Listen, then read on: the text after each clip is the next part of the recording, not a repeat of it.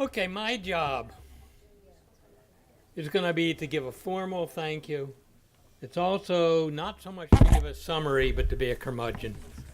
Um, to raise some of the issues that have not really been talked about, to give some thoughts on that, and all that before you want to leave. I'm going to give it a shot. The talk is dedicated to the memory of Rafi Balian, who some of you probably know. He was a personal hero of mine for his frontline work, for his organizing other drug users over decades, for being a source of good ideas to the movement as a whole. And 2 years ago, roughly, he died in Vancouver while he was attending a harm reduction movement because he shot up alone in his hotel room.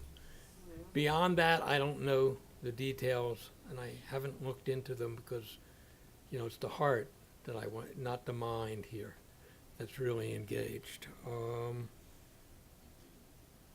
I even have given career advice to his son at his request and things. I mean, Rafi was a real friend. I want to give a giant thank you to the speakers and to everyone here for helping to improve people's lives and to help prevent the deaths of so many wonderful people. I'll come back to this slide at the very end. We haven't discussed, and David, I think, was trying to get at it with his last question, what are the large-scale drivers of the opioid epidemic?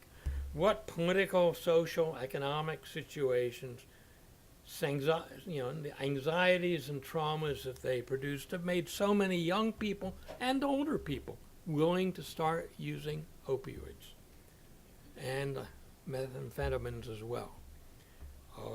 The common explanations include decay of economic possibilities, decay of community, loneliness, lack of future, for example, due to global warming, where kids are getting depressed around that. And, opioids can give a sense of pleasure in stressful and depressing times. And these common explanations I just list also mean there may be seem to be less to lose by taking risks. So that's probably part of what's going on. And it raises to the question of, is all the misery this causes going to lead the opioid epidemic to be somewhat self-limiting in a community the way the crack epidemic was? I don't know yet. What I'm going to show you is reasons to think that the feeders, the structural drivers of the thing, have not gone away and may be getting worse. So the fight back may be increasing. But first, the pharmaceutical companies, something David had on some slides, they're guilty. They profited off of sparking and instigating human misery. Of course, that's their job. I mean, I am not an old-style populist. I'm not somebody who says it's simply the greed of the companies. I think they are forced to do it by the systematics of the capitalist system we live in. I mean, I can go on and on about that, but I'm not going to. One of the things about the thing that says it's the pharmaceuticals is people say they sold it. They convinced people to use the medicine. They convinced doctors to prescribe it, all of which is true. But most sales efforts aren't all that effective unless there's an underlying reason. Where does the pain come from? People use pain medicines because they're feeling pain. People use drugs because they want to get happy, but in part because other aspects of their lives are unhappy. So where's the pain coming from? Were you part of this study, Dr. Wally? It's the Massachusetts thing about opioid-related overdose deaths where they looked at occupation and industry. Certain occupations and certain industries are where the opioid-related deaths are in the background of the people. Why were those people during the earlier part of things getting prescription medicines? Later on, why are they getting street medicines to deal with their pain? There's a huge field of occupationally induced pain and injury, which no one mentions. And it's huge and it's systematic, and as I'll talk about in a minute, it's probably getting worse. And I'm not going to go into these one by one, partly because I can't see it. But you know, some of the things like agricultural occupations, trucking occupations, warehouse occupations, hospital occupations, all of which involve a real possibility of injury, some of which sends you to medical care, but a lot of which doesn't, you know. It's kind of stress in your back that hurts over long periods of time, stuff like that. That's where those are. Just like some of the old manufacturing companies also have, where they still exist. Oops, I'm going the wrong direction. That's why I'm saying. Now, let's think about the dialectics of pain around this. Now, I have to give you a big caveat that David and I have been going back and forth on. The data on pain are poor. There are biases in every which way. There are probably ways in which the federal government systems on occupationally induced injury and pain have been systematically degraded since the 1970s because they didn't want that being public. And they said it, essentially. Institute of Medicine did a report a few years back that generally supports the conclusion that a lot of pain in the U.S. is increasing, at least not non-cancer pain.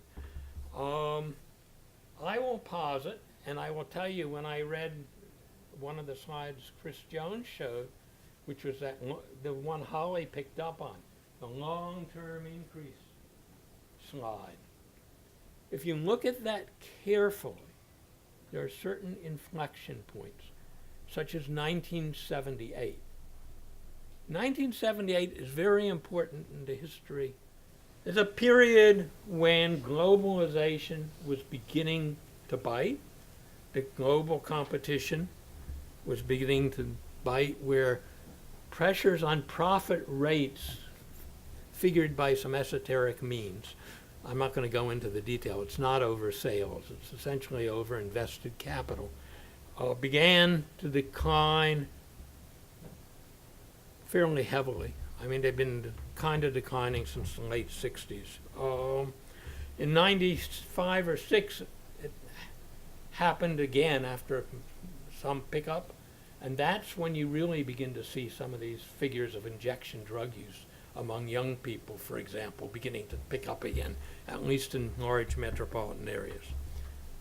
During this period, since about 78, but actually somewhat before then, you also had a period in which unions have been weakened systematically, and that means the ability of workers to defend themselves against pain-inducing conditions has been reduced.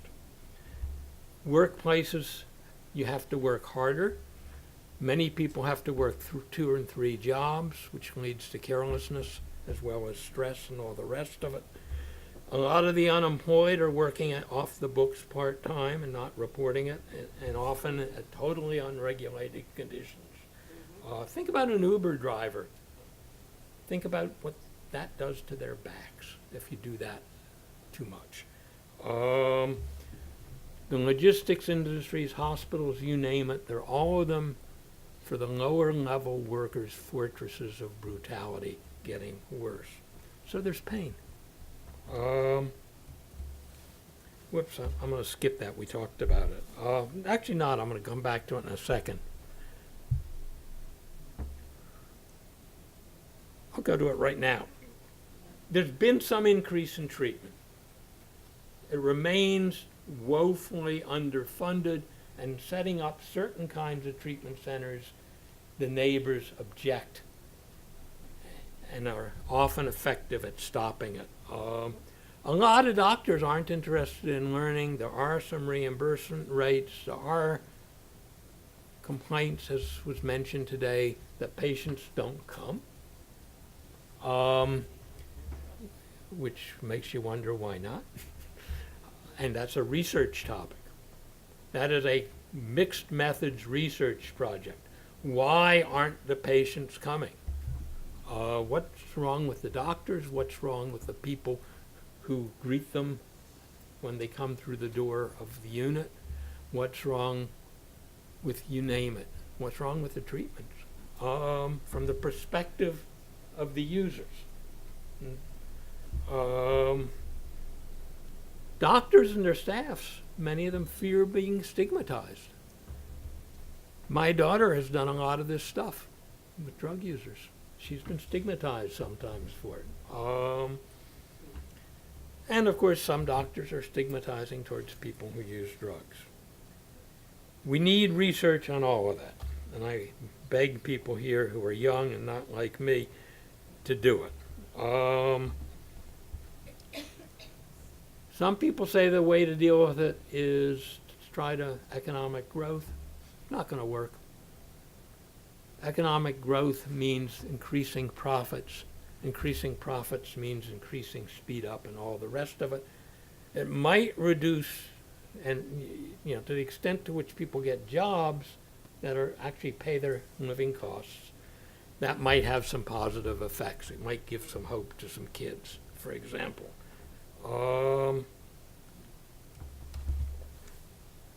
One thing we have not systematically approached, though it's been mentioned by several people in passing, is that one of the biggest resources we have in dealing with this epidemic is the people who use drugs. They understand what's going on, at least at the field level. They don't know the stats I just talked, by and large, though they may understand that a lot of their friends started using drugs because they had injuries and pain. But some of the best thinkers about these things are the people who have to think about it every day. Harm reduction workers, outreach workers, I honor them for their good suggestions they've made, for example, on the AIDS epidemic. Most people don't listen. Even when it's researchers for drug use who talk, we tend to be stigmatized too. I know a story I have told a couple times about the beginning of the HIV epidemic among drug users. And Don Desjardins and Doug Lipton.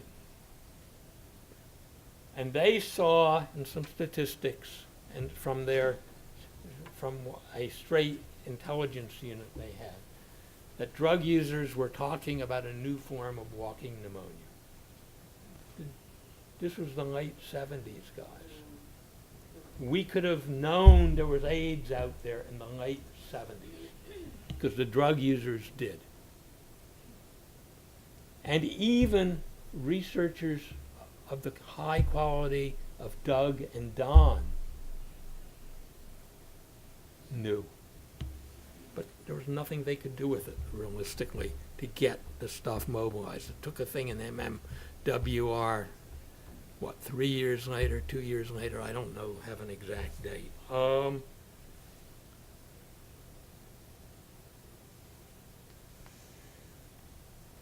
Now, drug users don't have colleges, they don't have research institutes. Some of them have harm reduction centers and needle exchanges. Anything we can figure out, and that maybe the drug users who are the people to do it. Some of them, of course, go get PhDs and postdocs and stuff like that. And at least as individuals become part of the organic intellectuals we need. We need ideas from drug users. That's a very simple concept. Understand, we learned a lot today, and there's still a huge amount we need to know.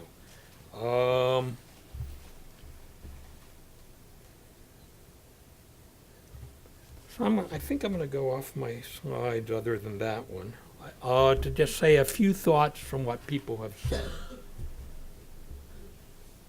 We need to understand the dialectics of drug use epidemics, and I've talked a little bit about that. We need to, and we need research on that. We need research on how to get programs increase so that they're actually on a public health scale, remotely up to the problem that we are facing. 50,000 people died of opioids.